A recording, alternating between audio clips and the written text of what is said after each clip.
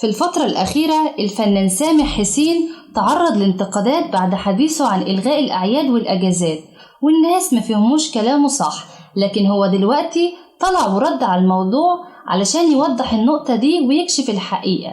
تعالوا شوفوا إيه اللي قاله بالتفصيل. جمهور الحبيب، كل سنة وانتم طيبين وبخير. بناء على طلبكم والناس اللي طلبت تفسير لموضوع إني بطالب بإلغاء الأجازات في الأعياد، الكلام ده طبعا غير حقيقي بالمرة. أنا زيكم بحب الأجازة وبحب زيكم أشتغل بإخلاص زي كل واحد في مجاله. الأجازة دي نعمة من ربنا نشحن من خلالها قوتنا لمواصلة مشوار الحياة. كل الموضوع إن تمنيت أعياد مصر وأفراحها تزيد وتكتر، وساعتها مش لازم ناخد الأعياد الجديدة دي كلها أجازة. لكنني لم أقصد أبدا إلغاء الأجازات الرسمية، وعلى فكرة إحنا بنحب الأجازة علشان بنشتغل. أي حد جرب قلة الشغل مش هيحب الأجازة. الشغل نعمة ربنا يديمها علينا ويعين كل واحد على حاله ويكرمنا جميعا ويرزقنا الخير.